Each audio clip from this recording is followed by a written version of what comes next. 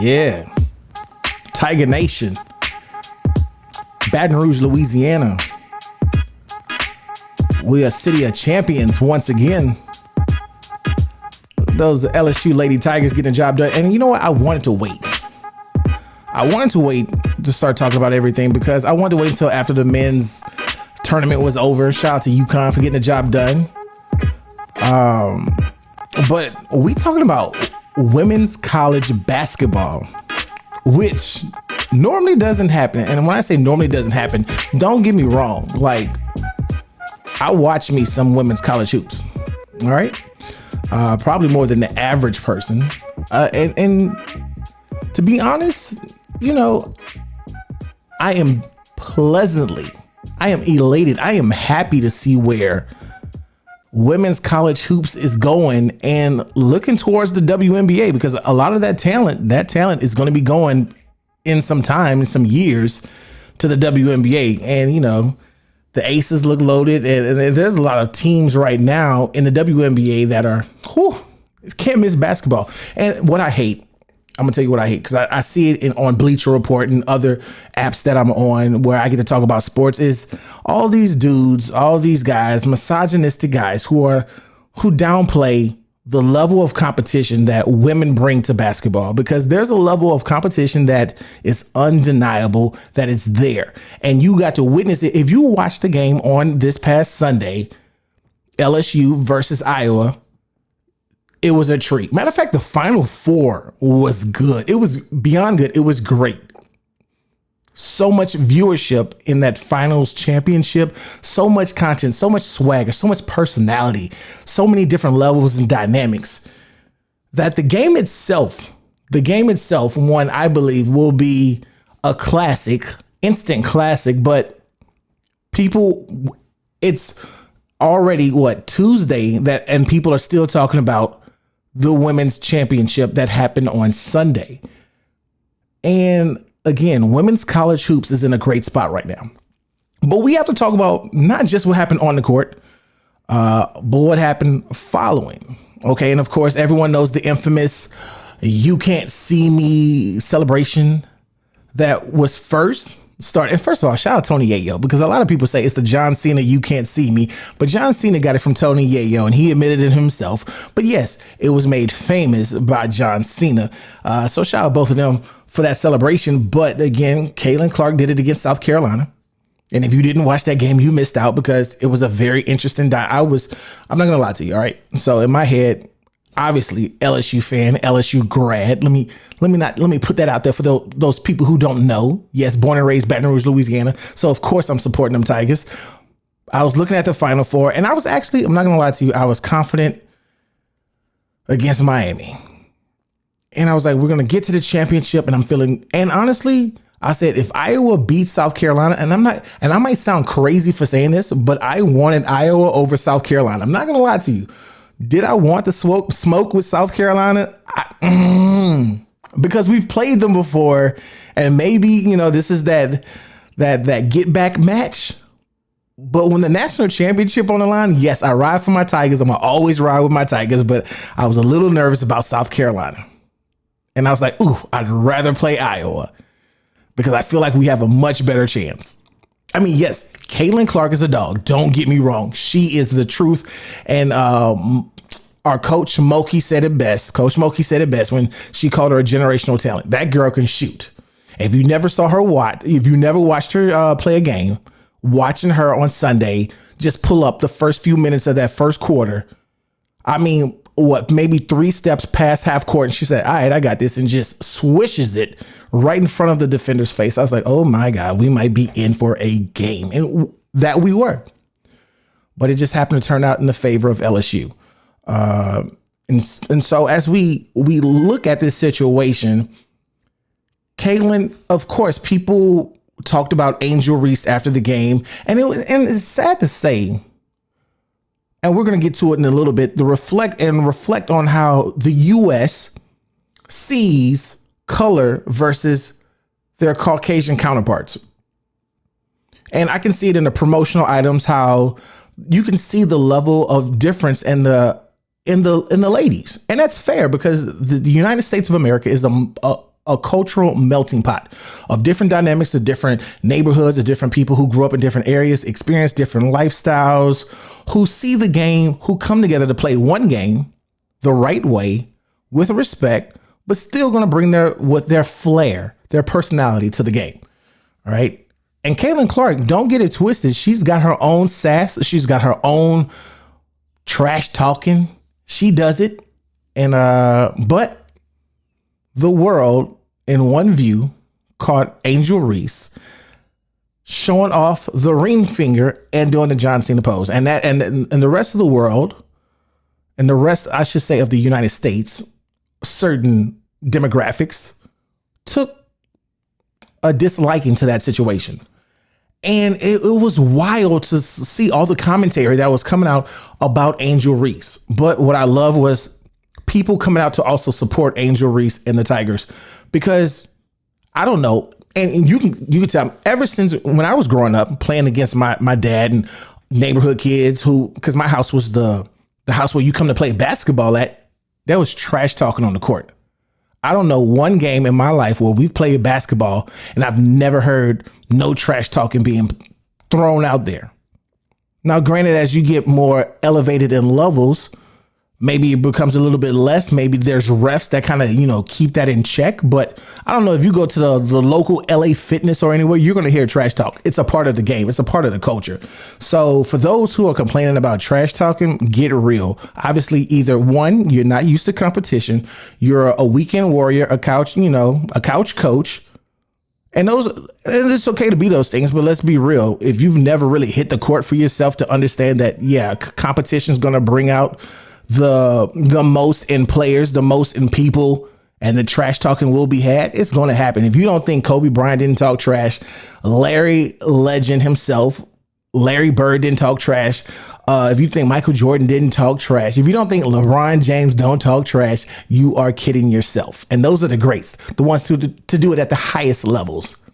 So, of course, Caitlin Clark was approached and interviewed and asked about the trash talking. And she had this to say. I think men have always talked trash. That's what it's been. More and more people, as they turn on the game, are appreciating it for what it is. I'm just lucky enough that I get to play this game and have emotion and wear it on my sleeves. And so does everyone else.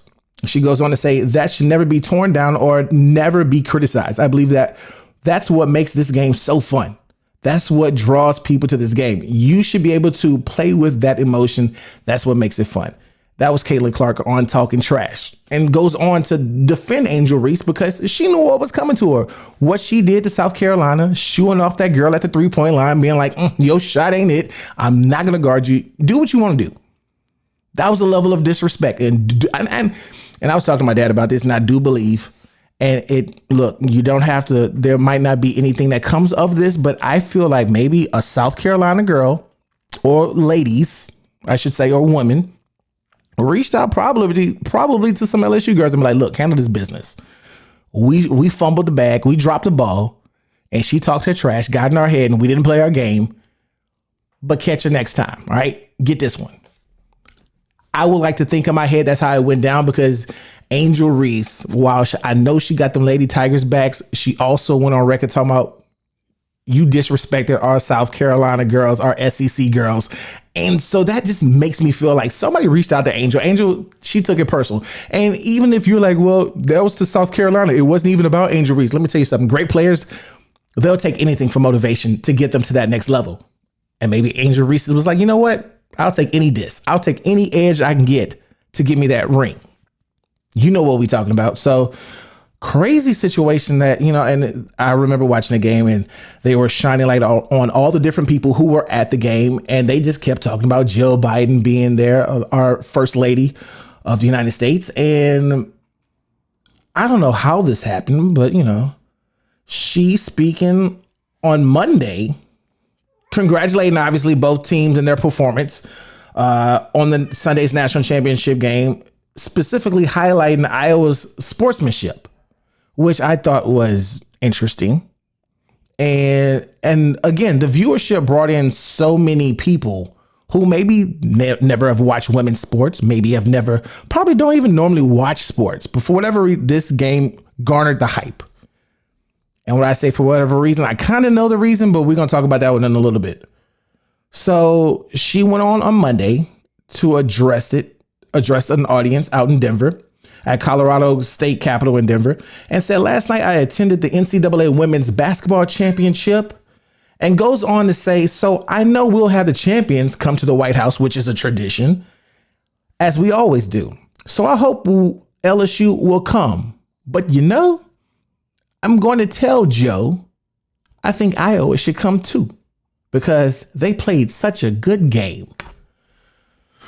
Ooh, that did not go over well with social media. Everyone going up in a frenzy. You even had Angel Reese hop into the shade room saying, we not coming, period. And I mean a big period, all right? And I understand that energy, because at the end of the day, we're not handing out consolation prizes for just playing the game. Because in theory, hear me out on this one.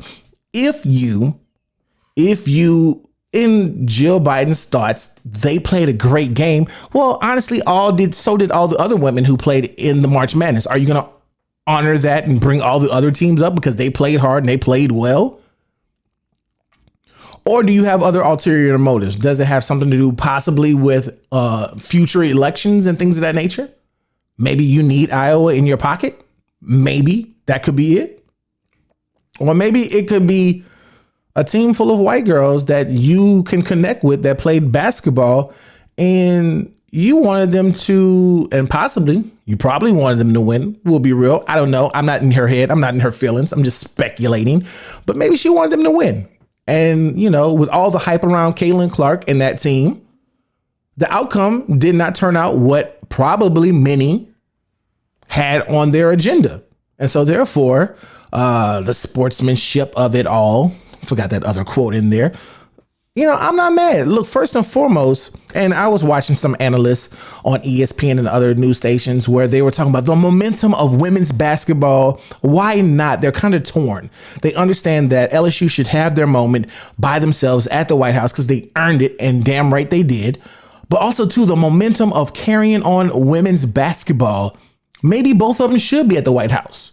And while that sounds like a nice idea, they lost. And if you do want to carry on the momentum of women's basketball, do it at another ceremony that honors more teams. Maybe it's the Final Four women, and maybe you do a clinic or something somewhere else, just honoring women's basketball and shining more light on it, but not at the White House. Because you know what? At the Super Bowl, the winning team is not going to be up there with the runner-up. I guarantee you they don't want to see him. And I guarantee the runner-up does not want to. If I was Caitlin Clark, I do not want to be at the White House with LSU. Not saying that there's beef, there's drama, but I didn't win, so I don't deserve it. And we'll go on to talk about that. And actually, Caitlin Clark was asked about that. Would she go as the runner-up if Lady Jill Biden has suggested it, as she suggested it earlier? And she had this to say about the situation. She said, I don't think runner-ups should go to the White House. I totally agree with her. She said, I think LSU should enjoy that moment for them. And congratulations, obviously. They deserve to go there. Maybe I could go to the White House on different terms, as I suggested. But that's for LSU. That's a pretty cool moment. And they should enjoy every second of being a champion. And I love to hear it. She understands what that moment is. She didn't earn that moment. Why be there if you didn't earn it? She'll be back next year. So will Angel Reese. And we got a whole lot of other talent coming to women's basketball for next season.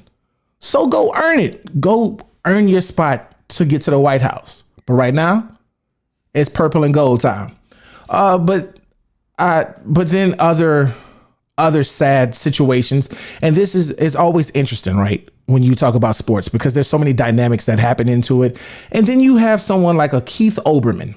I had no idea who this guy was. I'm going to be honest with you. And that's not a diss. That's not me trying to throw shade at him. I had no idea who this guy was. But apparently, when you hop on social media, and sometimes it's your turn when you say stupid things.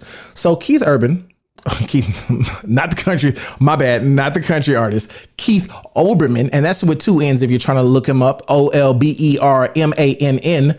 tweeted on Sunday, "What a effing idiot," retweeting what ESPN had put out, of course, of Angel Reese showing the ring finger, calling her an effing idiot. First of all, you're a grown man. You're in your 60s, calling the college student an effing idiot about a basketball game. What is going on in your mindset? But I guess you want to be present in the moment. So then he doubles down on another tweet in the thread saying, "Doesn't matter the gender, the sport, the background. You're seconds away from a championship and you do something like this and overshadow all the good. Mindless, classless, and what kind of a coach does this team have?" Again. And don't think for a second that Keith Olbermann was by himself, not Keith Urban. Keith Olbermann was by himself, because I'm sure there were so many other people with those same sentiments. But, he just happened to be the idiot in the room that yelled the loudest and caught the heat for it. And I'm glad. Fools like him, idiots like him, need to be put on blast, need to be put on social media, need to be brought out and made a public spectacle of, because again, you're talking about a college student calling her an effing idiot on social media with your platform. Of course, he goes on to later, after receiving all the backlash, apologize for being uninformed last night about the backstory on this. I don't follow hoops, of course. Here's my walk it down situation. I don't follow hoops, college or pro, men or women. I had no idea about Clark. Both were wrong. Do you believe it? No. So again, I do what anyone would do. Who is this Keith Olbermann? I type it into Google, and the first thing that pops into the almighty Wikipedia, Olbermann spent the first 20 years of his career in sports journalism. He was a sports correspondent for CNN and other radio stations and affiliates. I'm gonna go back to this apology. I apologize for being uninformed about last night, the backstory on this. I don't follow hoops, college or pro. Then why do you feel the need to use your thumbs and hop on Twitter, hop on social media and say what you don't know? No, you just thought that you can be in the moment, and you thought that maybe you're Caucasian and other, and it's not all Caucasians, because foolishness has no color. He thought, he was going to yell in the room and he'll have a whole bunch of people rally behind him and be like, "Yeah, Keith Olbermann, I like that man. I like what he said." No, it just shows America in 2023. How much have we progressed? How much? Open your eyes, open the lens to that situation. All right. I had fun, man. We back. So with that being said, look for more content because it's on the way, man. Like and subscribe, because the NBA, we got to talk about that, man. That's gonna be coming up soon. Oh, so many good games. We got to talk about the play-in tournament, some dream scenarios, all that. But again, right now, it's about the LSU Tigers. Shout out to the women for getting it done. You love to see it. Go Tigers.